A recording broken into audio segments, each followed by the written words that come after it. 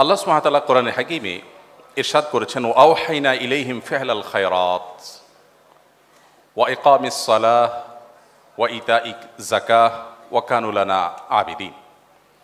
অর্থাৎ আল্লাহ বলছেন যে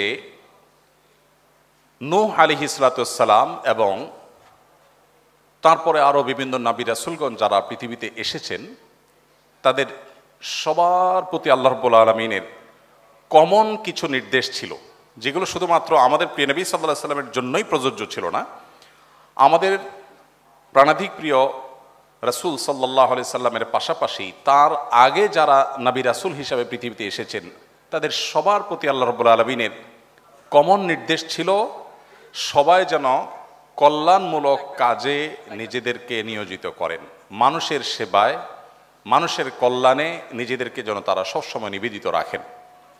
এরপরে আল্লাহ বলেছেন ওয়া ইকামিস সালাহ, পাশাপাশি যেন তারা সালাত কায়েম করেন, যাকাত আদায় করেন।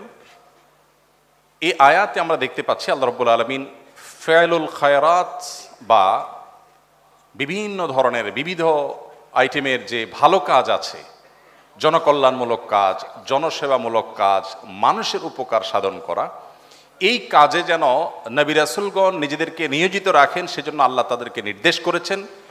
এরপরে অবশ্য নামাজের কথা বলেছেন দ্বিতীয় পর্যায়ে এসে, তারপরে বলেছেন যাকাতের কথা।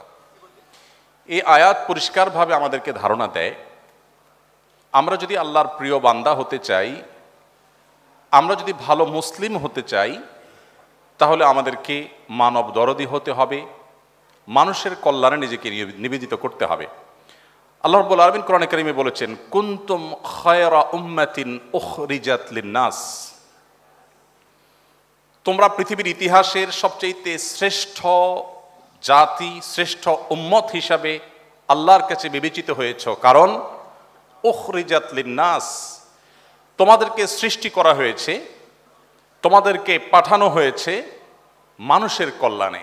তোমরা বেঁচে থাকো নিজের জন্য না, মানুষের জন্য, অন্যের উপকার করবার জন্য তোমাকে সুযোগ দেয়া হয়েছে, অবারিত সুযোগ, যেটা পূর্বের অনেক জাতি, অনেক গোষ্ঠী, অনেক উম্মত, অনেক সম্প্রদায়কে দেয়া হয়নি। এই একটি আয়াতও আমাদের শ্রেষ্ঠত্বের কারণ কিন্তু বর্ণনা করে দিয়েছে। আমাদের প্রিয় নবী সাল্লাল্লাহু আলাইহি সাল্লাম তিনি বলেছেন মান ইসতাতাআ আন ইয়ানফাআ আখাহু ফালইয়ানফা, কেউ যদি কারোর উপকার করবার কোনো সুযোগ পায়, কোনো স্কোপ পায় কারো উপকার করবার, সে যেন সে স্কোপটি হাতছাড়া না করে, সে যেন কারোর উপকার করেই ছাড়ে। প্রিয় নবী সাল্লাল্লাহু আলাইহি সাল্লামকে জিজ্ঞাসা করা হয়েছে, সুইলা রাসূলুল্লাহ সাল্লাল্লাহু আলাইহি ওয়াসাল্লাম আইয়ুন নাস আহাব্বু ইলাল্লাহ, আল্লাহর কাছে কোন মানুষ সবচেয়ে বেশি প্রিয়, আল্লাহ সবচেয়ে ভালোবাসেন কাকে? নবী করিম সাল্লাল্লাহু আলাইহি সাল্লাম বলেছেন আহাব্বুন নাস ইলাল্লাহি আনফাহুম লিন-নাস, আল্লাহর কাছে সবচেয়ে প্রিয় মানুষ সেই সকল মানুষ যারা সবচেয়ে বেশি মানুষের উপকারে আসে, সবচেয়ে বেশি মানুষ উপকার যারা করে তারা আল্লাহর কাছে সবচেয়ে বেশি প্রিয়। প্রিয় ভাইরা আমার, কোরআনে হাকিমে আল্লাহ রাব্বুল আলামিন বলেছেন ইন্নাল্লাহা ইউহিব্বুল মুহসিনিন, আল্লাহ রাব্বুল আলামিন অন্যের প্রতি ইহসান এবং অনুগ্রহ যারা করে সে মানুষগুলোকে আল্লাহ রাব্বুল আলামিন ভালোবাসেন। একটি হাদিস আপনারা আমি বোধ করি সবাই শুনেছেন, সেটি হলো অনেক পূর্বেকার, কত শত কত হাজার বছর আগের ঘটনা, সেটা আল্লাহ ভালো জানেন। নবী সাল্লাল্লাহু আলাইহি সাল্লাম বলেছেন যে অনেক পূর্বেকার একজন ব্যভিচারিণী নারী, যিনি সারা জীবন পাপের মধ্যে ডুবে ছিলেন, পঙ্কিলতার মধ্যে ছিলেন, অপবিত্র জীবন যাপন করেছেন, একটি পিপাসার্ত কুকুরকে নিজের ওড়না ছেড়ে কুয়া থেকে পানি তুলে সেই ওড়না চিবিয়ে পানি পান করিয়েছেন। জাস্ট এই একটি কাজ আল্লাহ সুবহানাহু ওয়া তাআলাকে এত বেশি সন্তুষ্ট করে দিয়েছে যে আল্লাহ সুবহানাহু ওয়া তাআলা তার জীবনের সমস্ত পাপ, সব অন্যায়গুলোকে ক্ষমা করে দিয়ে আল্লাহ সুবহানাহু ওয়া তাআলা তাকে জান্নাতে দেওয়ার সিদ্ধান্ত গ্রহণ করেছেন।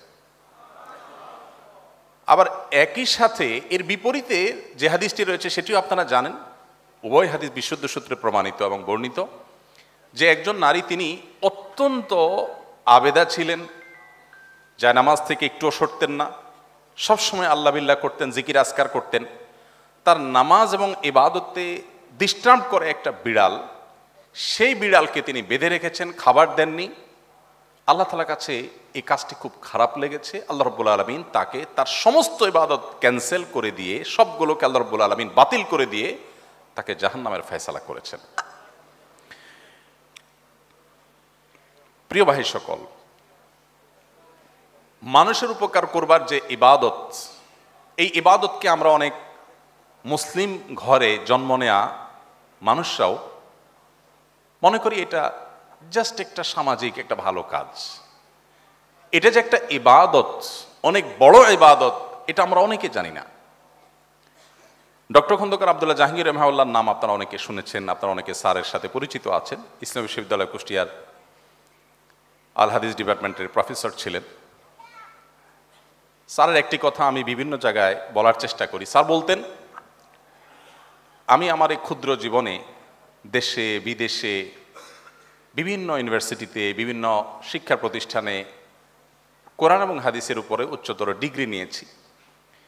দীর্ঘদিন ইউনিভার্সিটিতে ছেলেদেরকে ইসলামিক সাবজেক্টের উপর শিক্ষকতা করেছি, অধ্যাপনা করেছি। ইসলামিক বিষয়ের উপরে বহু বই পুস্তক স্যার লিখেছেন, আপনারা জানেন, শত শত পৃষ্ঠার বই লিখেছেন, বাংলায় লিখেছেন, ইংরেজিতে লিখেছেন, বিভিন্ন ভাষায় স্যারের বই আছে। ক্ষণজন্মা এই ব্যক্তিত্ব, তিনি বলেছেন, আমার সারা জীবনে ইসলাম শিক্ষার নির্যাস, তার সামারি যদি জানতে চান আপনি, তো আমি 2 লাইনে আপনাকে সামারি দিতে পারবো। আমি কোরআন, পুরো কোরআন পড়ে হাদিসের ভান্ডারের ভেতরে অবগাহন করে কোরআন এবং হাদিসের নির্যাস, ফিক সহ ইসলামের অন্যান্য যে জ্ঞানভাণ্ডার আছে, সেই জ্ঞানভাণ্ডারের ভিতরে ডুব দিয়ে যৎকিঞ্চিত জ্ঞান আমার সারা জীবনে অর্জন হয়েছে, তার নির্যাস হলো 2 লাইন। নাম্বার 1, ইমানের পর, ইমানকে সহি এবং বিশুদ্ধ করবার পর, আকীদাকে কলুষমুক্ত, ভুল ভ্রান্তিমুক্ত করবার পর, মেইন মৌলিক যে ফরজ ইবাদতগুলো আছে, 5 ওয়াক্ত নামাজ, যাকাত, হজ ইত্যাদি, এই মেইন ফরজ ইবাদতগুলোর পর আল্লাহকে সন্তুষ্ট করার সবচেয়ে কার্যকর এবং সবচেয়ে সংক্ষিপ্ত পথ হলো মানুষ উপকার করা। এটা হলো 1 লাইন। আর দ্বিতীয় লাইন হলো, কুফরের পর, আল্লাহর প্রতি অবিশ্বাসের পর, শিরকের পর, বড় বড় মৌলিক যে অপরাধগুলো আছে এগুলোর পর, কবিরা গুনাহগুলোর পর আল্লাহ তাআলা সবচেয়ে বেশি অসন্তুষ্ট হন বান্দার সে কাজে, যে কাজে বান্দা মানুষের ক্ষতি করে। স্যারের এই নির্যাস আমি যে কয়েকটি হাদিস আপনাদের সামনে পেশ করেছি, সে হাদিস এবং কোরআন কারীমের আয়াতগুলো সামনে রাখলে আমাদের কাছে যেটি পরিষ্কার হয় তা হলো, মানুষের উপকার করার এই ইবাদত, এটিকে আমাদের জীবনে বিশেষভাবে গুরুত্ব আরোপ করা উচিত। আমাদের প্রিয় নবী সাল্লাল্লাহু আলাইহি সাল্লাম, তিনি আল্লাহ রাব্বুল আলামিনের পক্ষ থেকে নবুয়ত এর দায়িত্ব বুঝে পাওয়ার আগে তিনি তার মক্কার জীবনে ছোটবেলা থেকে, শৈশব থেকে মানুষের উপকার করবার, মানব সেবা করবার জন্য চেষ্টা করতেন। একটি হাদিস আপনারা অনেকে শুনে থাকবেন, হেরা গুহায় যখন জিবরিলের সাথে তার প্রথম সাক্ষাৎ হয়, তিনি কিছুটা ভড়কে যান। বাসায় আসার পর স্ত্রী খাদিজা রাদিয়াল্লাহু তাআলা আনহাকে যখন তিনি বলেছেন, আমি ভয় পেয়েছি, এরকম একটি দৃশ্য দেখতে পেলাম, এই গুহায় আমি দীর্ঘদিন ইবাদত করছি, কেউ কারোর সাথে সাক্ষাৎ হয়নি, তিনি হঠাৎ করে জিবরিলকে দেখেছেন, তিনি আবার 3 বার তাকে বুকের সাথে নিয়ে চাপ দিয়েছেন, নবী সাল্লাল্লাহু আলাইহি ওয়াসাল্লাম ভয় পেয়ে গেছেন। বাসায় এসে যখন এটি বললেন যে আমি বোধহয় বাঁচবো না, বোধহয় কোনো ক্ষতিকর কোনো কিছু আমার পেছনে লেগেছে বা কিছু একটা, তখন খাদিজা রাদিয়াল্লাহু তাআলা আনহা তাকে সান্ত্বনা দিতে গিয়ে বলেছেন, কাল্লা লা ইউখজিকাল্লাহু আবাদা, এটা হতেই পারে না যে আপনাকে আল্লাহ তাআলা কখনো লাঞ্ছিত করবেন, অসম্ভব, আপনি কখনোই লাঞ্ছিত হবেন না। কেন? ইন্নাকা তাহমিলুল কাল, কারণ আপনি কেউ কোনো বোঝা বহন করতে কষ্ট হতে দেখলে আপনি তার বোঝাটা টেনে বহন করে দেন। ওয়া তুঈনু আলা নওয়াইবিল হক, কেউ যদি জুলুমের শিকার হয় আপনি তাকে জুলুম থেকে মুক্ত করেন, কারণ অধিকার আদায়ের প্রশ্ন থাকলে আপনি সেটি আদায় করে দেন। আপনি মেহমানকে মেহমানদারি করেন, এক কথা আপনি পরোপকার করেন। অনেকগুলো পয়েন্ট বলেছেন, কিছুটা আগপাছ হয়ে গেছে হয়তোবা। তো খাদিজা রাদিয়াল্লাহু তাআলা আনহা তিনি এই কথাগুলো বলে নবীজি সাল্লাল্লাহু আলাইহি ওয়াসাল্লামকে বলছিলেন যে আল্লাহ আপনাকে কখনো লাঞ্ছিত করবেন না, কারণ যে ব্যক্তি এতটা পরোপকারে নিজেকে মগ্ন করে, নিয়োজিত রাখে, ব্যস্ত করে রাখে, আল্লাহ তাআলা তাকে চূড়ান্তভাবে অপদস্থ করতে পারেন না, এটা হতে পারে না। খাদিজা রাদিয়াল্লাহু তাআলা আনহার সেই কথা চরম সত্য হয়েছে। প্রিয় ভাইয়েরা আমার, এই যে মানুষের উপকার করার ইবাদত, এই ইবাদতটুকু আপনারা যারা চিকিৎসা পেশার সাথে যে কোনোভাবে জড়িত আছেন, আপনাদের চাইতে ভালোভাবে অন্য কোনো পেশার মানুষরা এতটা সম্পাদন করতে পারে না যতটা আপনারা পারেন। আমি একটি কথা বিভিন্ন সময় বলার চেষ্টা করেছি বিভিন্ন জায়গায়। প্রত্যেকটা মানুষের জীবনে চাওয়া পাওয়া থাকে, আক্ষেপের জায়গা থাকে, আফসোসের জায়গা থাকে। আমার জীবনে যদি কোনো আফসোস বলেন, আলহামদুলিল্লাহ আল্লাহ তাআলা আমাকে সব কিছু দিয়েছেন, আল্লাহর নেয়ামতে আমি ধন্য হয়েছি, কোনো কিছুর কোনো ঘাটতি আল্লাহ দেননি, আল্লাহ সবই দিয়েছেন। তবে আমার ত্রুটি যে আমি চিকিৎসক হতে পারিনি। হ্যাঁ, সিরিয়াসলি, কারণ একজন চিকিৎসক তার জান্নাতে যাওয়ার পথ এত সংক্ষিপ্ত, এত সহজ, এটা দেখে আমার ঈর্ষা হয়। এত মানুষ থাকতে কেন কামরুল ইসলাম স্যারকে আমার এত বেশি ভালো লাগে? কারণ চিকিৎসক হয়ে তিনি যে সহজে মানুষের হৃদয় জয় করেছেন, অন্য কোনো পথে মানুষের হৃদয় জয় করার, মানুষের দিলের নিংড়ানো দোয়া পাওয়ার পথ আমার অন্তত জানা নাই। আপনি মানুষকে লক্ষ লক্ষ টাকা দিয়ে দিতে পারেন, কোটি কোটি টাকা দিয়ে দিতে পারেন, কিন্তু একজন অসুস্থ মানুষ, একজন রোগীকে যদি আপনি আন্তরিকতা দিয়ে সেবা দেন, আপনার মনোযোগ দিয়ে, আপনার ভালোবাসা দিয়ে, আপনার ঐকান্তিকতা দিয়ে, আপনার প্রচেষ্টা দিয়ে যদি আপনি তাকে সেবা দিতে পারেন, এই লোকটার যে হৃদয় নিংড়ানো দোয়া আপনি পাবেন, এটি অনেক কাজ করে, অনেক ভালো কাজ করে, অন্য অনেকভাবে উপকার করে মানুষের দিল থেকে এইভাবে দোয়া আসলে পাওয়া সম্ভব নয়। আর এই কারণে আপনাদের প্রতি আমার উদাত্ত আহ্বান, যারা আমার প্রাণপ্রিয় শিক্ষার্থীবৃন্দ আছেন, আপনারা ভবিষ্যতে ইনশাআল্লাহ চিকিৎসক হয়ে পড়াশোনা শেষ করে আপনারা এদেশে চিকিৎসা সেবায় আপনাদের যে সেরাটা আছে সেটা আপনারা উপহার দিবেন ইনশাআল্লাহ। কিন্তু আমি আপনাদেরকে সুনির্দিষ্টভাবে আপনাদের ভাই হিসাবে ছোট ছোট করে কয়েকটি আমার পক্ষ থেকে আবেদন আপনাদের সামনে পেশ করব। তার আগে আমি আমার এই চ্যাপ্টারটা আমি একটু ক্লোজ করতে চাই যে মানুষের উপকার করবার যে সুযোগ আপনাদের সামনে আছে জীবনের এই পর্যায়ে এসে, অর্থাৎ আপনারা যে পর্যায়ে আছেন স্টুডেন্ট হিসাবে, আপনাদের প্রতি আমার উদাত্ত আহ্বান থাকবে, আপনারা সিদ্ধান্ত নিয়ে নেন যে আমরা চিকিৎসা পেশাকে আমাদের নিজেদের উপায় উপার্জন হিসাবে গ্রহণ না করে এটাকে আমি সত্যিকার অর্থে আমার স্বপ্নের সেবা হিসাবে দেখব ইনশাআল্লাহ।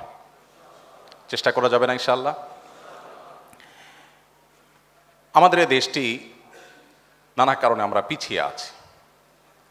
আপনারা আমার চাইতে অনেক ভালো জানার কথা কি পরিমাণ টাকা আমাদের দেশ থেকে আমাদের পার্শ্ববর্তী দেশে মানুষ চিকিৎসার জন্য রেখে আসে। এই গরিব দেশের টাকা কি পরিমাণ রেখে আসে মানুষ থাইল্যান্ডের ব্যাংককে গিয়ে, অন্যান্য জায়গায় গিয়ে। আমাদের দেশে অনেক সীমাবদ্ধতা আছে, আমি আপনাদের উপর দোষ আরোপ করছি না। আমি জানি আমাদের অনেক চিকিৎসকগণ সেবা দিতে চান, অনেক ক্ষেত্রে আমরা পিছিয়ে আছি, সেজন্য আমরা সেই সেবাগুলো আমাদের রোগীদেরকে আমরা দিতে পারি না। কিন্তু কিছু জিনিস আপনারা চাইলেই করতে পারেন এবং খুব সহজে আপনারা রোগীদের মন জয় করতে পারেন, এবং সেটা করতে পারা উচিত আপনাদের। কারণ মানুষ সবচেয়ে কষ্টের সময় আপনাদের কাছে আসে, আর আমার মতো হুজুরদের কাছেও মানুষ কষ্টের সময় আসে। আমি একটা কথা প্রায় বলি, আমাদের দেশে ব্যবসায়ী এবং রাজনীতিবিদরা, আমার দীর্ঘদিন ধর্মীয় কাজ করার যে অভিজ্ঞতা আছে তার আলোকে আমি দেখেছি, বিভিন্ন সময় আমাদের কাছে তারা আসেন। অনেক তরুণ আমার কাছে সিভি নিয়ে আসে, ভাই আপনার কাছে অনেক ব্যবসায়ীর নম্বর আছে, অনেককে আপনি চিনেন, পরিচয় আছে, একটু সিভিটা দিন ভাই, যেন চাকরি দিয়ে দেন, বেকার আছে। তো আমি যুবককে বসায় সুযোগ থাকলে চা পানি খাওয়ায় বলি, ভাই দুঃখের কথা কি বলবো, আমাদের মতো হুজুরদের কাছে ব্যবসায়ীরা কখনো তাদের সুদিনে আসে না। যখন রাস্তায় বসার উপক্রম হয়, ব্যবসা যখন লাল বাতি হলুদ বাতি জ্বলা শুরু করে, তখন তারা সব আমাদের দোরগোড়ায় চলে আসে, এসে এবার হুজুর পানি পড়া দেন, তেল পড়া দেন, দোয়া দুরুদ করেন। একই ব্যবসায়ী, আমি বহু ব্যবসায়ীকে দেখেছি যে ওনার যখন দুর্দিন ছিল উনি অনবরত আসছেন, দোয়া দুরুদ চাইছেন, এরপর দেখি অনেক দিন কোনো খোঁজ খবর নাই। নিজে থেকে যদি খবর নেওয়ার জন্য বন্ধু বান্ধব লেভেলের হয়তোবা ওরকম পার্সোনাল লেভেলের সম্পর্ক থাকলে যদি খবর নেই, ভাই অনেকদিন তো খোঁজ খবর নাই, কি ব্যাপার, দোয়া টোয়া লাগে না এখন আর? তখন বলে যে হুজুর আলহামদুলিল্লাহ ব্যবসাটা ভালো রান করছে, সময় পাচ্ছি না হুজুর, সময় করে আসবো। আমি বলি আল্লাহ আপনাকে সময় না করার তৌফিক দান করুক, কারণ আপনার সময় হওয়া মানে ব্যবসা খারাপ হওয়া, সেটা আমি চাচ্ছি না। ঠিক একইভাবে রাজনৈতিক নেতৃবৃন্দকে আমি দেখেছি, তারা যখন খুব চাপে থাকেন, এক কথা বিরোধী দলে থাকেন, তখন তারা হুজুরদের মজলিসে, দরবারে, অফিসে নিয়মিত যাতায়াত করেন, ফোন করেন, হুজুর একটু দোয়া করেন, হুজুর আল্লাহ নি রক্ষা করে। আর যখনই তাদের পরিস্থিতি পাল্টে যায় তখন হুজুররা চেরাক দিয়ে তাদেরকে আর খুঁজে পায় না। তো আমাদের হুজুরদের কাছে যেরকম মানুষ তার জীবনের সবচেয়ে কঠিন সময় আসে, সুদিনে আসে না, ওই যে চাকরি প্রার্থী যুবককে আমি বুঝাই, ভাইরে তোমার চাকরি আমি কিভাবে দিব, ওই ব্যবসায়ী তো সুদিন হইলে আর আসে না, দুর্দিন হলে আসে, তখন তার চাকরি পারলে ছাঁটাই করতে চায় সে, নতুন করে লোক থেকে নেবে। তো বাস্তবতা হলো আপনারা যারা চিকিৎসা পেশার সাথে জড়িত আছেন, মানুষের সবচেয়ে কষ্টের সময় আপনাদের কাছে আসে। আমি সেদিন কুয়েটের প্রোগ্রামে বলেছিলাম, আমাদের ইঞ্জিনিয়ার ভাইদের কাছে মানুষ যায় হলো সুখের সময়, আর আপনারা যারা ডাক্তার আপনাদের কাছে আসে মানুষ দুঃখের সময়। এই সময়টাতে আপনারা যদি একটু চেষ্টা করেন, একটু যদি আপনাদের সদিচ্ছা থাকে, তাহলে সেক্ষেত্রে মানুষের হৃদয়ের জগৎ জয় করা অনেক সহজ, অনেক সহজ। আমার এক বন্ধু আছেন এই ঢাকা মেডিকেল কলেজের, নাম আর বললাম না কারণ একটা দোষের কথা বলতে যাচ্ছি, এবং আমার খুব ঘনিষ্ঠ বন্ধু মানুষ। তিনি আমাকে বলছিলেন একবার, ভাই আমাদের কাছে কোনো পেশেন্ট আসলে পেশেন্টের লোকজন, আত্মীয় স্বজন যারা থাকে তাদেরকে শুরুতে এমনভাবে অ্যাসেসমেন্ট করার পর ব্রিফ করি যে মানসিকভাবে রোগীর সাথে আসা লোকজন ধরেই নেয় যে এই লোক তো আর বাঁচার কোনো উপায় নেই, বাঁচলে তো আল্লাহর রহমত।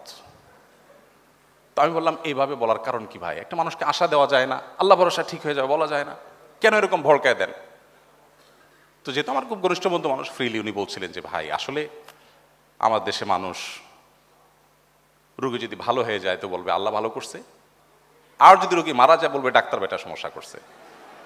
এই যে মানুষের মধ্যে একটা খারাপ স্বভাব আছে যে কিছু হলেই, রোডে অ্যাক্সিডেন্ট হলেই চোখ বন্ধ করে ড্রাইভারের দোষ, আর রোগীর কোনো অসুবিধা হলে চোখ বন্ধ করে ডাক্তারের দোষ। ডাক্তারদের দোষ থাকে না তা আমি বলছি না, কিন্তু চোখ বন্ধ করে দোষ দেওয়ার একটা প্রবণতা আমাদের দেশে মানুষের মধ্যে আছে।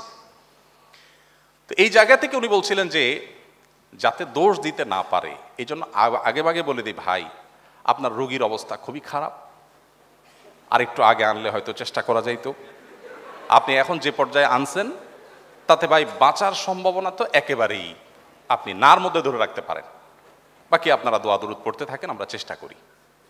বলে এরপরে রোগী যদি বেঁচে যায় তখন পেশেন্টের সাথে আসা লোকজন, তাদের অ্যাটেন্ডেন্সদের খুশির কোনো শেষ নাই, মাশাআল্লাহ ডাক্তার সাহেব ভালো হয়ে গেছে, আলহামদুলিল্লাহ আমার রোগী। আর যদি আল্লাহ না করুক মারা যায়, প্রেশার থাকে না, ভাই আমি তো আগেই বলছিলাম।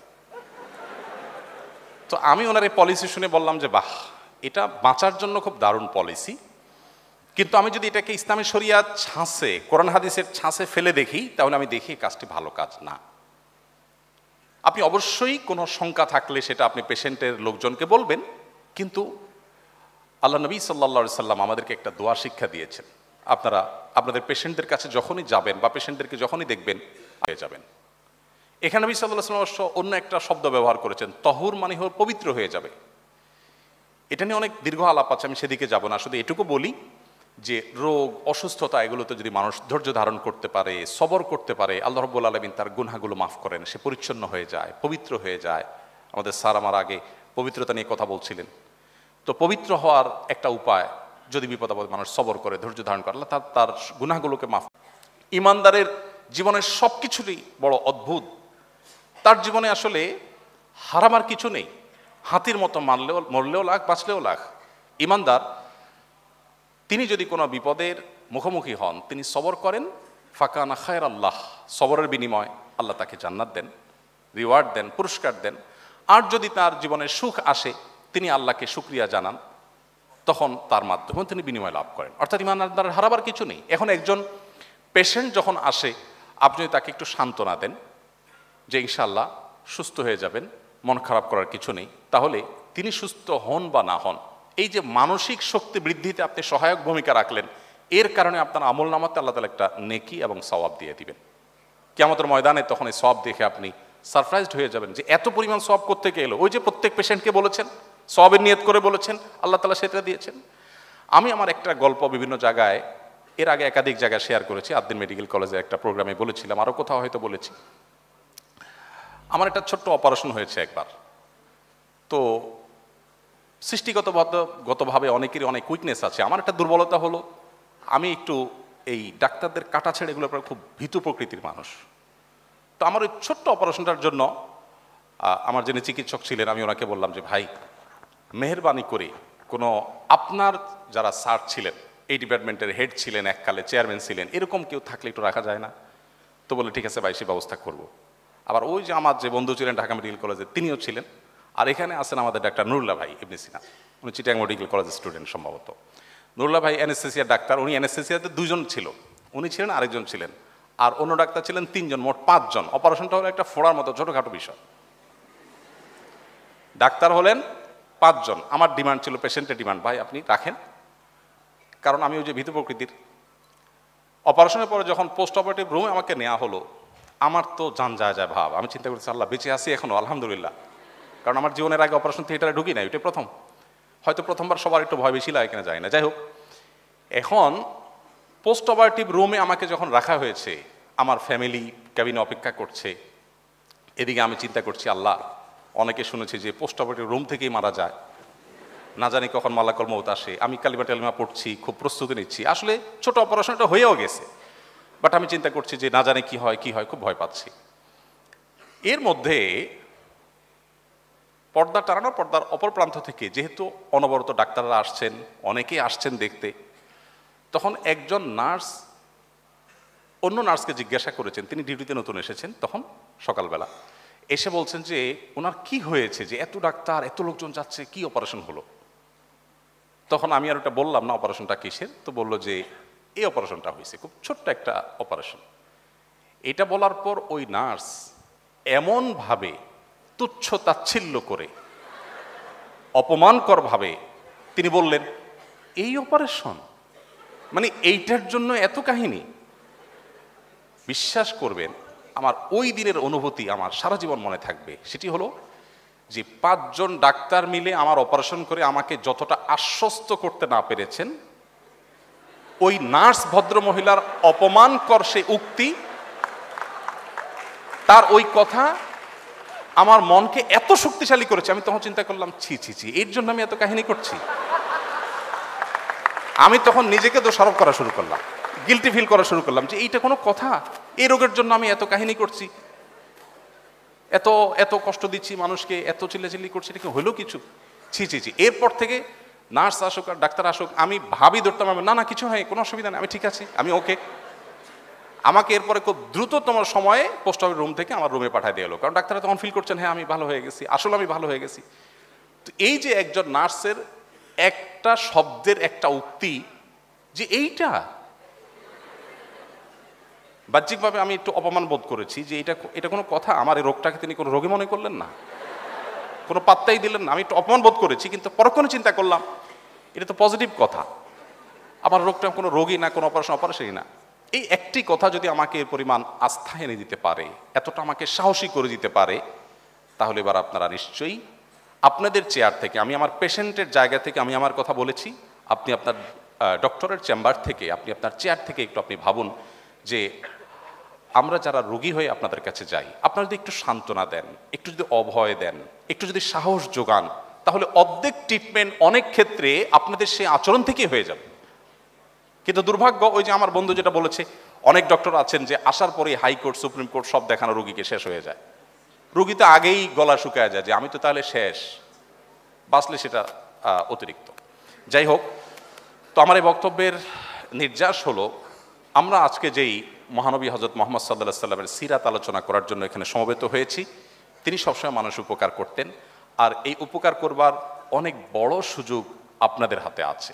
আমি আশা করব আপনারা সেই সুযোগকে হাতছাড়া করবেন না, এবং সেই সুযোগকে আপনারা সম্পূর্ণরূপে 16 আনা আদায় করে নেবেন এবং আপনাদের জান্নাতের পথকে আপনারা সুগম করবেন। আল্লাহ তাআলা আপনাদের সবাইকে সে তৌফিক দান করুন।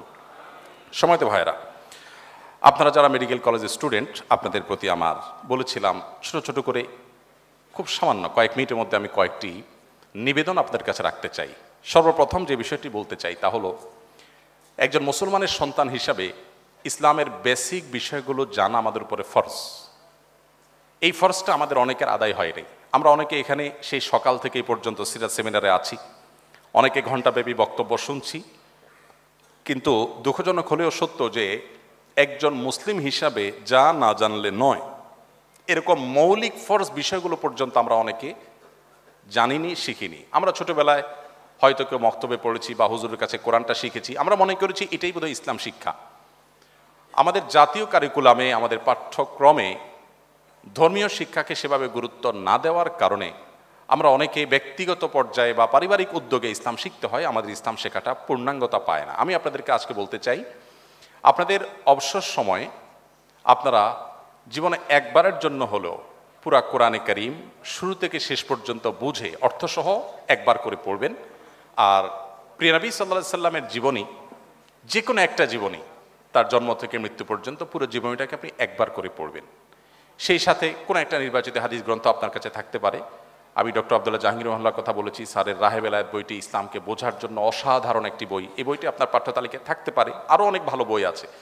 আমি মৌলিকভাবে কোরআনে কারীম এবং সিরাত গ্রন্থটা যেন আপনি পড়ে শেষ করেন, এরপর ইসলামের একদম বেসিক বিষয়গুলো জানার জন্য আপনি চেষ্টা করুন। আজকাল অনলাইনে অনেক কোর্স অফার করা হয়। আপনারা জানেন, আপনাদের এই পেশার একজন মানুষ কিন্তু ডাক্তার জাকির নায়েক, আপনাদের পেশার একজন মানুষ, অর্থাৎ আপনাদের দলের লোক। তিনি আপনাদের হয়ে আল্লাহর অনুগ্রহে যে পরিমাণ দ্বীনের সেবা করে গেছেন, যত মানুষকে আলোর পথ দেখিয়েছেন। আমি আমার জীবনে বহু মানুষ দেখেছি, মুসলমানের সন্তান, ইসলাম নিয়ে তার সংশয় ছিল, পেশায় ডাক্তার, চক্ষু বিশেষজ্ঞ। আমার আরেক বন্ধু, তিনি আমাকে নিজে বলেছেন, ভাই মুসলমানের সন্তান ছিলাম, কিন্তু নানা কারণে ইসলামের অনেক বিষয়ে আমার সংশয় ছিল। অনেক হুজুরদেরকে জিজ্ঞাসা করেছি, বাট হুজুরদের উত্তরে আমি স্যাটিসফাইড হই নাই। হঠাৎ করে দেখলাম যে টেলিভিশনে স্ক্রল করতে করতে দেখি যে এক ভদ্রলোক একদম আপনার প্যান্ট কোট পরা, আবার দেখলাম নামের শ্বাস ডাক্তার, দেখে চিন্তা করলাম আমার জাতি ভাই। তখন একটু মনোযোগ দিয়ে শুনলাম, শুনে দেখি বাহ, একই প্রশ্নের উত্তর উনি দিচ্ছেন, বাট আমি অনেক স্যাটিসফাইড হয়ে যাচ্ছিলাম। যাই হোক, এরপরে তিনি আস্তে আস্তে অগ্রসর হতে লাগলেন। এখন মাশাআল্লাহ দ্বীনের এমন একটা পর্যায়ে চলে গেছেন আমার সে ভাই, যে তাকে দেখে আমার রীতিমতো ঈর্ষা হয় যে তার মতো আমল করতে পারতাম। ভাইরা আমার, আপনারা আপনাদের এই পেশাগত যে দায়িত্ব, যে কাজ, যে ব্যস্ততা, এগুলোর ফাঁক দিয়েও চাইলে দ্বীনের বেসিক বিষয়গুলো আপনারা শিখে ফেলতে পারেন। আপনারা একটু আগে আমাদের শ্রদ্ধেয় কামরুল স্যারের বক্তব্যে শুনছিলেন যে স্যার স্মার্টফোন ব্যবহার করেন না, বাটন ফোন ব্যবহার করেন। মাশাআল্লাহ, অসাধারণ। যদিও এই যুগে শুধু বাটন ফোন ব্যবহার করা মানুষ পাওয়া সোনার হরিণ হয়ে গেছে, তো স্মার্টফোন আমাদের যে পরিমাণ সময় কিল করে, অপচয় করে, অপ্রয়োজনীয় সময় আমাদের খেয়ে ফেলে, শুধু ওই সময় থেকে সামান্য একটু সময় বের করলে আপনি ইসলামের বেসিক বিষয়গুলো জানতে পারবেন। ইসলামকে যদি আপনি জানেন, বিশেষ করে নবী সাল্লাল্লাহু আলাইহি সাল্লামের সিরাত, এটা জানার জন্য আজকে সেমিনার করা যথেষ্ট নয়। আমি আপনাদেরকে আহ্বান করব, আপনি একটি সিরাত গ্রন্থ আপনার জীবনে, সেটা হতে পারে রাহিকুল মাখতুম, সেটা হতে পারে নবী রহমত, সেটা হতে পারে যে কোনো ভালো অথেন্টিক সিরাত গ্রন্থ, ডক্টর আলী সাল্লাবির যে সিরাত গ্রন্থ সেটা পড়তে পারেন। আর অনেকগুলো আছে, সৈয়দ সুলাইমান নাদবী, তার একটা ঐতিহাসিক সিরাত গ্রন্থ আছে, বাংলা অনুবাদ নামটা আমি ভুলে গেছি। তো এইগুলোর কোনো একটা যদি আপনার পাঠ্যতালিকায় থাকে, আর সম্ভব হলে একাধিক যদি হয়, আপনি পুরো সিরাত গ্রন্থটা শুরু থেকে শেষ পর্যন্ত পড়েন। আমি আপনাকে আল্লাহর উপর ভরসা করে দায়িত্ব নিয়ে বলতে পারি, আপনি ইসলামটাকে ভেতর থেকে অনুভব করবেন। আপনার কাছে বোঝা মনে হবে না, আপনার কাছে নামাজ পড়াটা বোঝা মনে হবে না, আপনার কাছে ভালো লাগা কাজ করবে। আপনি ইসলামটাকে বুঝে আদায় করলে যে স্বাদ, যে তৃপ্তি, সে অবর্ণীয় তৃপ্তি পাবেন। আপনার ঈমানের মিটার তরতর করে অনেক উপরে উঠে যাবে। কারণ আমি একটি কথা প্রায় বলি, আজও এক অন্য ধর্মাবলম্বী ভাই ইসলাম গ্রহণ করেছেন, তিনি এফিডেভিট কমপ্লিট করেছেন, অফিসিয়াল সব কাজ শেষ করেছেন, এরপর আমার এখানে কালিমা শাহাদা পাঠ করতে এসেছেন। আমি প্রত্যেক মুসলিমকে জিজ্ঞাসা করি, যারা আমার হাতে দেশে দেশের বাইরে ইসলাম গ্রহণ করে, আমি জিজ্ঞেস করি, ভাই কি দেখে আপনি ইসলামে আসছেন? সাধারণত আমরা মুসলমানদের যে অবস্থা, আমাদের আচার আচরণ, আমাদের কাজ কারবার, আমাদের ভেজাল, আমাদের দুর্নীতি, আমাদের অপকর্ম, আমাদের গুনাহে লিপ্ততা, এগুলো এত বেশি হয়ে গেছে যে আমাদের কাজকাম দেখে অন্য ধর্মের কেউ ইসলামের প্রতি আকৃষ্ট হওয়ার কোনো কারণ থাকতে পারে না। তো আমি সেজন্য কৌতূহল হয়ে জিজ্ঞেস করি, ভাই আপনি ইসলামে আসছেন যে আসলে ঘটনা কি? বেশিরভাগ মানুষের উত্তর হলো, হয় তিনি কখনো কোরআনের সংস্পর্শে এসেছেন, কোরআনের কোনো অংশ বুঝে পড়ার সুযোগ হয়েছে তার জীবনে, অথবা আমাদের প্রিয় নবী সাল্লাল্লাহু আলাইহি সাল্লামের জীবনী গ্রন্থ তাকে প্রভাবিত করেছে।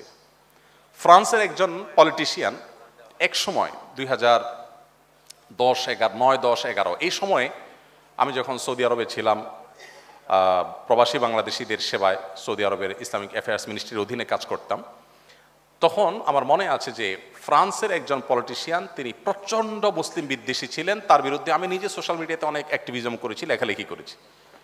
অনেক দিন পর, মনে হয় বছরখানেক আগে,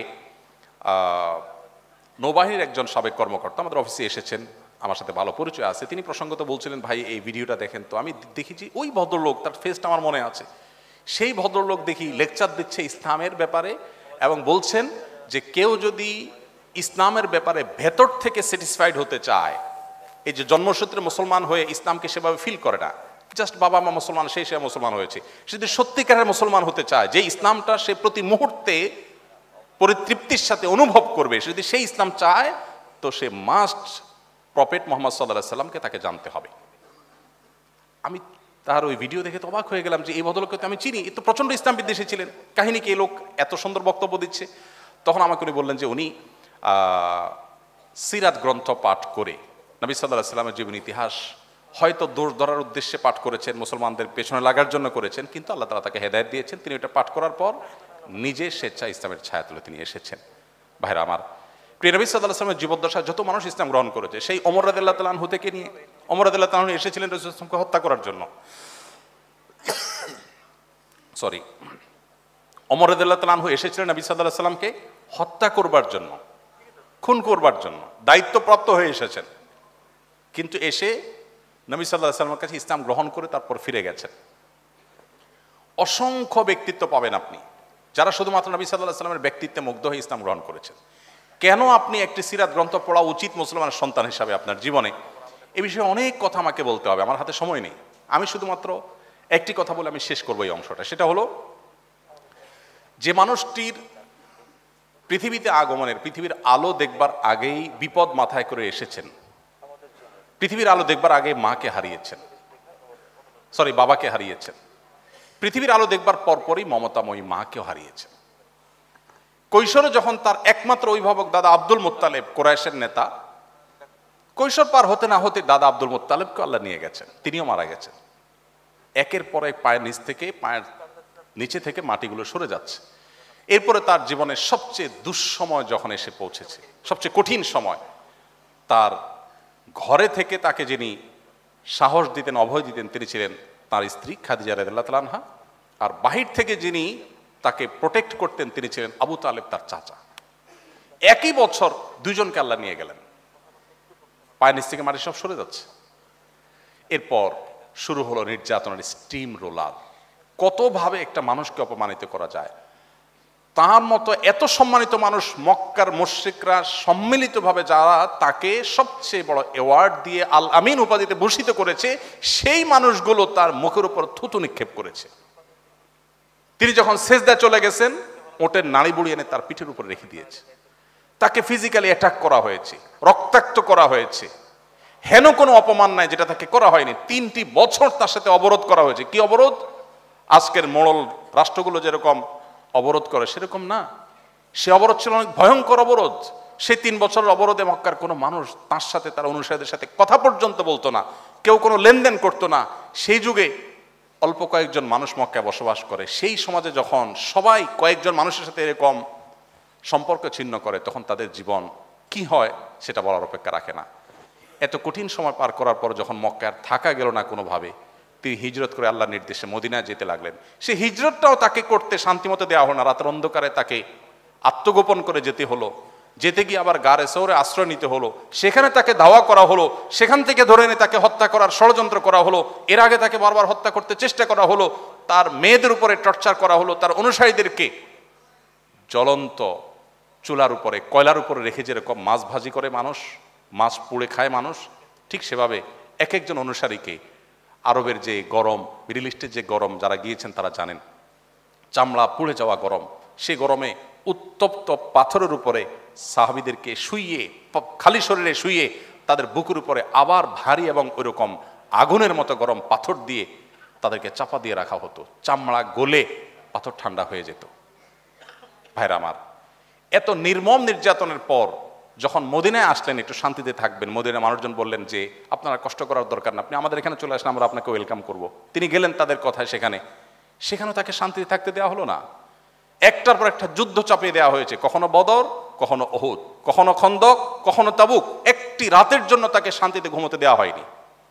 যার জীবনে এত বাধা, এত বিপত্তি, এত ষড়যন্ত্র, এত জুলুম, এত নির্যাতন, আমি প্রায় বলি পৃথিবীর ইতিহাসে মুহাম্মদ সাল্লাল্লাহু আলাইহি সাল্লামের চাইতে বেশি দুঃখী কোনো মানুষ ছিল না। সবচেয়ে বেশি কষ্ট যিনি করেছেন, দুনিয়াতে এসেছেন দুঃখ মাথায় করে, যাওয়া পর্যন্ত দুঃখে ছিলেন। ইন্টারেস্টিং বিষয় হলো, এত দুঃখ যার জীবনে, তার তো বেঁচে থাকাটাই বেশি। সেখানে শুধু তিনি বেঁচে থাকেন নাই, তিনি তার মিশন ইসলামকে মদিনা হিজরতের পর মাত্র 10 বছরে গোটা পৃথিবীর প্রান্তে প্রান্তরে পৌঁছে দিয়েছেন। তার মিশনকে তিনি সাকসেস করেছেন। পৃথিবীর সবচেয়ে কষ্টে নিপতিত মানুষটি যদি সবচেয়ে স্বল্পতম সময়ে সাকসেসের সর্বোচ্চ চূড়ায় যেতে পারে, সেই মানুষটির জীবনের সিক্রেটসটা কি ছিল, তার সাফল্যের গল্পগাথা কি ছিল, তার সে জীবনে কি আমাদের জানা প্রয়োজন নয়? মুসলিম তো বটেই, সত্যানুসন্ধানী অন্য ধর্মাবলম্বী ভাইদেরকেও তো আমি আহ্বান করব যে এরকম একজন মানুষ যার জীবনটা একটা মিরাকল, যে এত বিপদের মধ্যে আপনারা পড়াশোনা শেষ করে, ডাক্তারি পড়া শেষ করে আপনারা চাকরি বাকরিতে ঢুকে 10 বছর সময় তো আপনার জীবন গোছানোর জন্য যথেষ্ট হয় না। 10 বছরে তো আপনি একটা ভালো চেয়ারে যেতেও পারেন না। সেখানে মুহাম্মদ সাল্লাল্লাহু আলাইহি সাল্লাম 10 বছরে নিজের জীবনের ক্যারিয়ার নয়, নিজের পরিবারের অর্থনৈতিক অবস্থা নয়, শুধুমাত্র মক্কা মদিনার মানুষ নয়, গোটা বিশ্বের পট পরিবর্তন করে দিয়ে গেছেন। কি ছিল তার জীবনে, কিভাবে করেছেন, এই জানার কৌতূহল প্রত্যেকটা সত্যানুসন্ধানী মানুষের মধ্যে থাকা দরকার।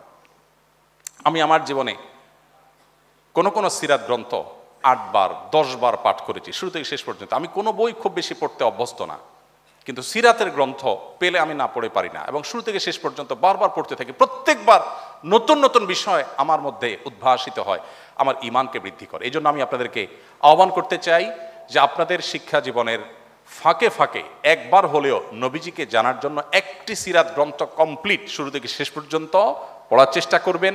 কোরআনে কারিমের শুরু থেকে শেষ পর্যন্ত একটু একটু করে প্রতিদিন আপনি পড়ে এটাকে শেষ করবেন। এই দুটি কাজ যদি আপনি করেন, তাহলে আপনি মুসলিম বাই চান্সের জায়গা থেকে মুসলিম বাই চয়েস হতে পারবেন ইনশাআল্লাহ। আমি উদাত্ত আহ্বান আপনাদের প্রতি রাখলাম। নাম্বার 2, আপনাদের উদ্দেশ্যগুলোকে এখন থেকে একটু আপনারা মডিফাই করে নেবেন।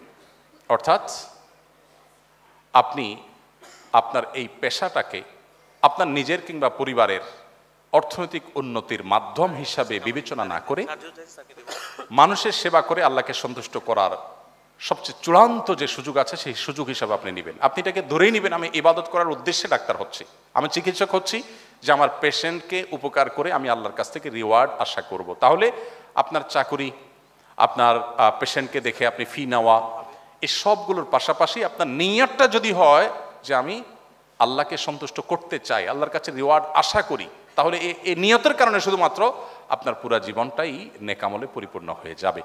এবং আমি যেটা বলছিলাম যে অন্য অনেক পেশার মানুষজন এত বেশি মানুষের দোয়া পেতে পারে না আপনি যতটা পেতে পারেন। একটা সুন্দর মুচকি হাসির মাধ্যমে, একটা সুন্দর আচরণের মাধ্যমে, একটু আপনার আন্তরিকতার মাধ্যমে।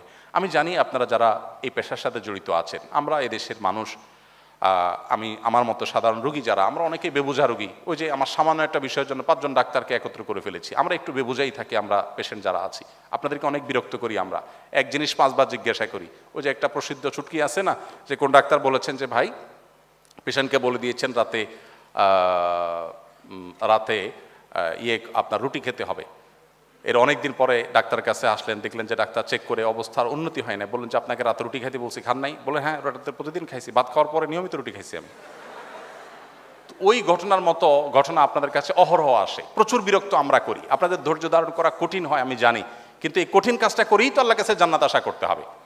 আমি দেশের বাইরের একজন চিকিৎসকের কাছে একবার কোনো একটা রোগে গেছিলাম, যাওয়ার পরে আমি দেখলাম একটু নতুন অভিজ্ঞতা হলো আমার। তিনি প্রেসক্রিপশন লিখছেন আমার দিকে ফিরিয়ে, পেশেন্টের দিকে ফিরিয়ে ইংরেজিতে তিনি প্রেসক্রিপশন লিখছেন। আমি চিন্তা করলাম, বাহ, অনেকভাবে লেখার কথা জেনেছি, এটা তো নতুন অভিজ্ঞতা হলো আমার। মানে আমি পেশেন্ট হিসাবে আমি যেন জিনিসটা বুঝতে পারি, লিখছেন আর আমাকে বুঝাই দিচ্ছেন। লেখার পরও বুঝাই দিতে পারতেন, বাট তিনি এটা চেষ্টা করছেন, এবং তার যে কসরতটা আমার খুব ভালো লাগে কাজ করলো, যে আমি তার পেশেন্ট হিসাবে আমার বোঝার সুবিধার্থে আমাকে দেখিয়ে দেখিয়ে তিনি লিখছেন উল্টা দিক থেকে। নিশ্চয়ই এটা আত্মস্থ করতে তার অনেক কষ্ট করতে হয়েছে, কিন্তু তিনি সেই কাজটা করেছেন। তো আমরা যদি চাই আমাদের পেশেন্টদের যে তাদের অধৈর্য, তাদের অনেক আচরণ যেটা আপনাদেরকে কষ্ট দেয় ডাক্তার হিসাবে, আমি জানি আপনাদের বিরক্তির কারণ হয়, একই কথা বারবার জিজ্ঞেস করে, কিন্তু ওই যে স্যার যে কথাটা বলেছেন, ওই জায়গায় যদি আপনি নিজেকে কল্পনা করেন, আপনি যদি পেশেন্ট হতেন, তাহলে সেক্ষেত্রে হয়তো তার মতো না হলেও আপনি অনেক বেশি ব্যাকুল থাকতেন, পেরেশান থাকতেন, অস্থির থাকতেন, আপনি বারবার জিজ্ঞাসা করতেন, ভয় থাকে ডাক্তার সাহেব ঠিক বলেছেন তো, আবার জিজ্ঞাসা করে যে ভুল বলেন নাই তো। তো এই জায়গাগুলোতে আপনাদের ধৈর্যের পরাকাষ্ঠা প্রদর্শন করতে হবে। আমি আপনাদেরকে অনুরোধ করব যে আপনারা পেশেন্ট যখন আসবে একটু মুস্কি হাসি দিয়ে তাদের সাথে কথা বলবেন, এবং নিয়ত রাখবেন যে আমি এটা ইবাদত করছি, এটা আমার পেশাগত দায়িত্ব পালন করছি না। তাহলে সেক্ষেত্রে আপনার দ্বারা রোগী যেমন উপকৃত হবে, আপনার এই কাজটা ইবাদত হবে। নাম্বার 3, তাহলে দ্বিতীয়ত বলেছিলাম হলো নিয়তকে চেঞ্জ করা, যে আমি এটা আমার নিজের ভাগ্য পরিবর্তন বলি যেটাকে আমরা, আমার অর্থনৈতিক উন্নয়ন, এটার জন্য আমি পড়াশোনা করছি না, আমি পড়াশোনা করছি আমি এর মাধ্যমে মানুষকে সেবা দেব। নাম্বার 3, রোগীদের যখন দেখবেন তখন আপনারা সর্বোচ্চ কেয়ার করার চেষ্টা করবেন। দেখেন আমাদের নবী সাল্লাল্লাহু আলাইহি ওয়াসাল্লাম একটা আখলাক ছিল, আমরা যাকে নিয়ে আলোচনা করছি তার একটা উন্নত চরিত্র ছিল। তিনি যখন কারোর দিকে কথা বলতেন, কারোর সাথে কথা বলতেন, তখন তার দিকে পরিপূর্ণ ফিরে কথা বলতেন। যে আমি যখন স্যারের সাথে কথা বলছি তখন তার দিকে ফুল মুখ করে কথা বলতেন। তিনি এভাবে ঘাড় ফিরে কারোর দিকে কথা বলতেন না। আমাদের দেশে তো এটা তো একটা ট্র্যাডিশন হয়ে গেছে, মানুষ যখন বড় চেয়ারে চলে যায়, আল্লাহ যখন একটা পর্যায়ে নিয়ে যায়, তখন আশপাশে মানুষের সাথে এইভাবে ফিরে কথা বলাটাকে তার জন্য অপমান মনে করে, ঘাড় অর্ধেক ঘুরিয়ে কথা বলেন, এটা অহংকারী মানুষের আলামত। প্রিয় নবী সাল্লাল্লাহু আলাইহি ওয়াসাল্লাম কখনো সেটা করতেন না। আমাদের প্রিয় নবী সাল্লাল্লাহু আলাইহি ওয়াসাল্লামের এই আখলাকটা যদি আপনাদের মধ্যে ধারণ করতে পারেন, পেশেন্টের সাথে যখন কথা বলবেন আন্তরিকতা দিয়ে। অনেক ডাক্তার প্রেসক্রিপশন লেখেন, রোগী ঢোকার পরপরই প্রেসক্রিপশন লেখা শুরু হয়ে যায়। আপনি হয়তো রোগীর নাম লিখছেন, এইজ লিখছেন, রোগী কিন্তু এসব বুঝবে না। রোগী চিন্তা করবে, হায় হায় ডাক্তার সাহেব আমি ঢোকার আগে লেখা শুরু করে দিল। আপনার প্রতি তার অবক্তিটা সেখান থেকে শুরু হয়ে যাবে। আপনি যদি সেখান থেকে একটু সিরিয়াসনেসের সাথে, আন্তরিকতার সাথে তার কথা শুনেন, মনোযোগ দিয়ে শুনেন। আমার মা এবং খালা দুজনই গত পরশুদিন এক ডাক্তারের কাছে গেলেন এক জায়গায়। তো আসার পর আমি তাদেরকে নিয়ে বসলাম যে তারা কি বলছেন, কি বললেন ডাক্তার সাহেব। তারা বললেন খুব খুশি বাবা, ডাক্তার সাহেব অনেক মনোযোগ দিয়ে কথা শুনছেন। ডাক্তাররা আপনারা শুধু রুগীদের কথা শুনলে রুগীরা অর্ধেক খুশি, আমাদের ওয়াজ শুনে মানুষ এত খুশি হয় না।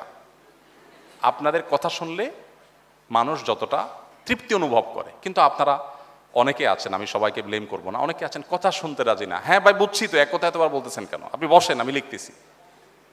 তো আপনার এই আচরণ করে চিন্তা করেন, না ডাক্তার সাহেবের মেজাজ খারাপ আছে, আজকে বাসায় কিছু হয়েছে, আল্লাহ জানে কোন মেডিসিন দিয়ে দেয়, আমার কপালে দুর্গতি আছে কিনা। পেশেন্টের ওই যে অভক্তি শুরু হয়ে যায়, এরপরে ওষুধ খেলে তার আসলে তার ওই ভক্তি নাই, যার কারণে তার রোগ অনেক সময় সারে না। এই জন্য আমি আপনাদেরকে বলবো, প্লিজ আপনারা যখন রোগীদেরকে সেবা দিবেন সর্বোচ্চ মনোযোগ দিবেন। সর্বোচ্চ মনোযোগ দিয়ে কথা বলা সুন্নাহ। আপনি যখন কারোর সাথে কথা বলবেন পূর্ণ মনোযোগ দিয়ে কথা বলাটা সুন্নাহ। সো আপনি যতটুকু বলেন, অল্প বলেন, আমি বলছি না যে আপনি আধা ঘন্টা 1 ঘন্টা করে প্রত্যেক রোগীকে দেন, যতটুকু দেন ততটুকু পরিপূর্ণ মনোযোগের সাথে দেন, ধৈর্য ধারণ করে শুনেন। অনেক ডাক্তার আমাদের দেশে আছেন, তাদের এই উদাহরণ আমাদের কাছে আছে, তারা চমৎকার আচরণ করেন রোগীদের সাথে। আমি আশা করবো আপনারা সেটা করবেন। নাম্বার 4, আপনারা যথাসম্ভব মেডিকেল ফিকহের উপর অনেক কোর্স আছে অনলাইনে। আমি এটার উপর অনেক দীর্ঘ আলোচনা করতে পারতাম, সময় আমাদের হাতে নাই, অবশ্য সব কিছু আমার জানাও নাই। মেডিকেল ফিকহের উপরে যে কোর্সগুলো আছে অনলাইনে, এগুলোর উপর আপনারা ছোট্ট করে কোনো কোর্স করে নেবেন। কারণ আপনারা আপনাদের এই পেশাগত দায়িত্ব পালন করতে গিয়ে শরিয়ার অনেক মাসআলার মুখোমুখি হন, যেগুলো আধুনিক বিষয় আশয় হওয়ার কারণে গতানুগতিক অনেক সাধারণ মাসলা বই পুস্তকে পাবেন না। পৃথিবীর ইতিহাসে যত মনীষী গত হয়েছেন প্রত্যেকে যার যার পেশার সংশ্লিষ্ট বিষয়গুলো তারা রপ্ত করে আল্লাহ তাআলার প্রিয় বান্দা এবং ভালো মুসলিম হয়েছে। আমি আশা করব আপনারা মেডিকেল রিলেটেড ফিক বা মাসাইল বিষয়গুলোকে আলাদা করে আপনারা শিখবেন। আপনারা যদি চান তাহলে আজকে যেরকম সিরাজ সেমিনার হয়েছে, মেডিকেল ফিকের উপর একটা সেমিনার হতে পারে, এর জন্য এক্সপার্ট যারা তারা আসবেন। তখন আপনারা যদি চান সেরকম হতে পারে, এত বড় আসর না হলো ছোট্ট করে হলো সেটা হতে পারে। তাহলে সেক্ষেত্রে অনেক জিনিস কিন্তু আপনাদের জানার আছে যেগুলোর সাথে হালাল হারামের সম্পর্ক আছে। আমি একটু আগে আইটি সেক্টরের যারা আমাদের দেশের জায়ান্ট আছেন তাদের একটা প্রোগ্রাম ছিল কৃষিবিদ ইনস্টিটিউট, সেখানে বলে আসছিলাম একই কথা, যে তাদের রিলেটেড বিষয়গুলো আছে। ইসলামটা হলো যে আমার রিলেটেড বিষয়গুলো আমাকে জানা। আপনি ডাক্তার হিসাবে যে মাসালা আপনার জানা ফরজ, আমার উপরে সেটা জানা ফরজ না, কারণ আপনার পেশাগত দায়িত্ব পালন করতে গিয়ে সেটা জানতে হয়। সেটা জানার জন্য আপনাদেরকে আমি অনুরোধ করলাম।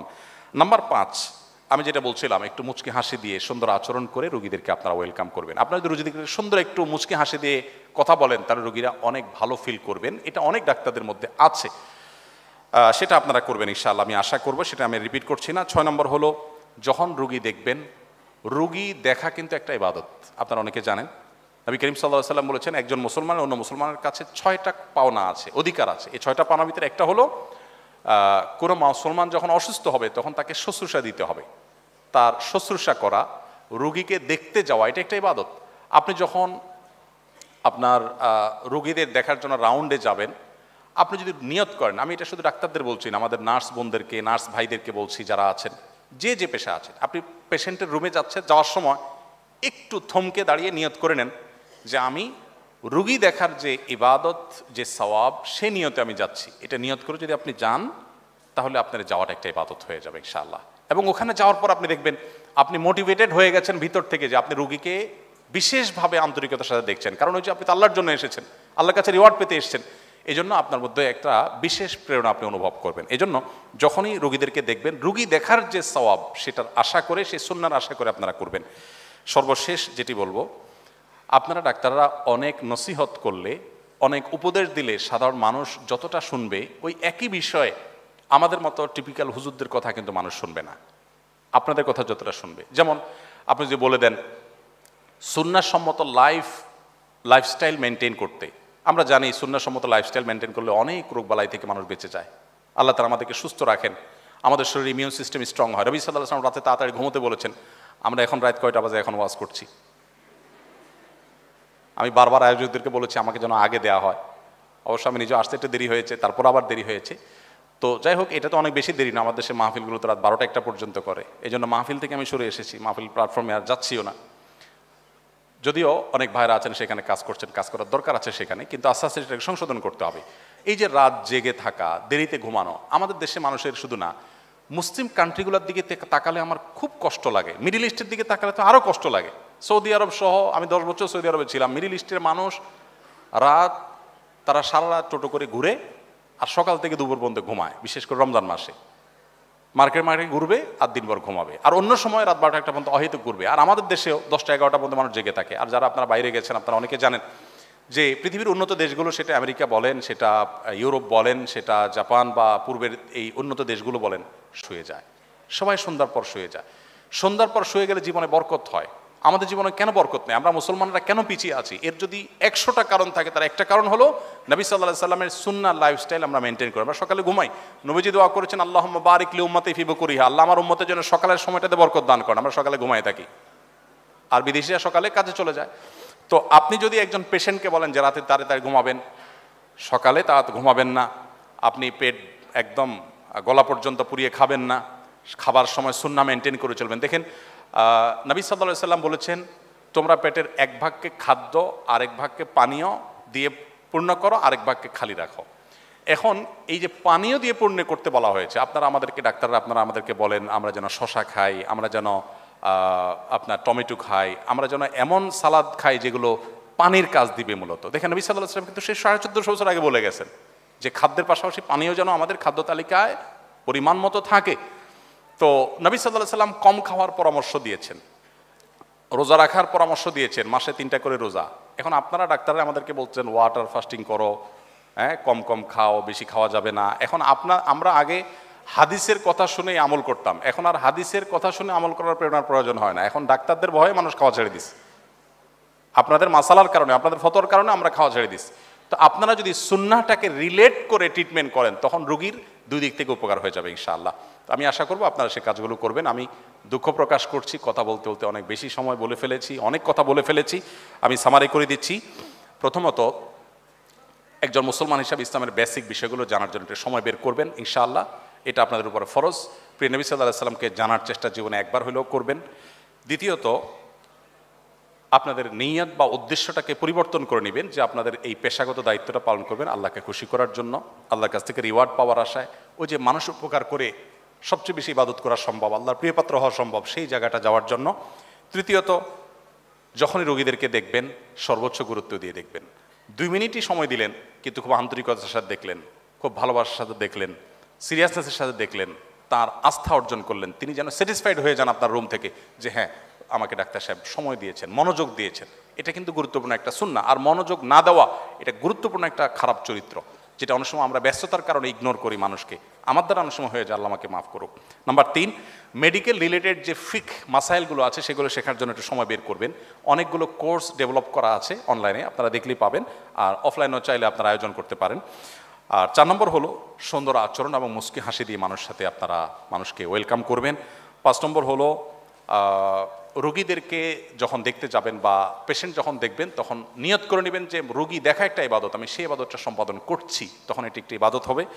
আর সর্বশেষ এবং 7 নম্বর হলো রোগীদেরকে সুন্নাহ লাইফস্টাইল বিভিন্ন আমলের কথা আপনারা বলবেন। এই ওষুধটা ফজরের পরে খাবেন নাস্তা করে, এটা জোহরের পর নামাজ পড়ে তারপর দুপুরে খানা খেয়ে খাবেন, এটা এশার নামাজ পড়ে রাতের খানা খেয়ে খাবেন। কৌশলে আপনি নামাজের দাওয়াত দিয়ে দিলেন তাকে, এবং অন্যান্য যে দাওয়াগুলো আছে সেগুলো যদি আপনারা দিতে চান আপনারা অনেক ভালোভাবে দিতে পারেন। মানুষ হুজুরদের মুখ থেকে ইসলামের কথা শুনতে শুনতে ক্লান্ত, এখন চায় আপনাদের মতো ডাক্তাররা একটু উঠে আসুক। আপনারা উঠে আসলে তখন দেখা যাবে আমাদের মতো অনেক মৌলবীদের ভাত থাকবে না। তো আমরা চাই আমাদের ভাত না থাকুক, পোলাও থাকুক, আপনারা উঠে আসেন। আমি চাই আপনারা উঠে আসেন, আপনারা শিখে আসেন। আল্লাহ তাআলা আপনাদের সবাইকে দুনিয়া এবং আখিরাতে কল্যাণের মুখে কল্যাণের পথে থাকার তৌফিক দান করুন। আজকে যাকে নিয়ে আমরা আলোচনা করছি সেই প্রাণের নবী মুহাম্মদ সাল্লাল্লাহু আলাইহি সাল্লামকে আল্লাহ তাআলা আমাদের সবাইকে জানা, উপলব্ধি করা, তাকে ভালোবাসার তৌফিক আল্লাহ তাআলা আমাদের সবাইকে দান করুন। জাযাকুমুল্লাহু খায়রা।